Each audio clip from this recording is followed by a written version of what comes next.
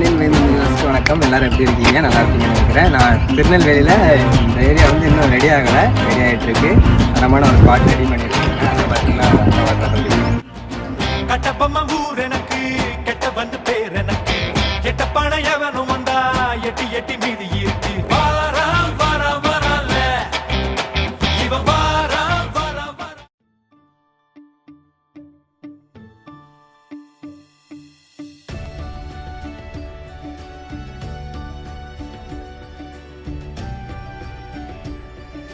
ஐயோ, வேற லெவல்ல இருக்கடா இது.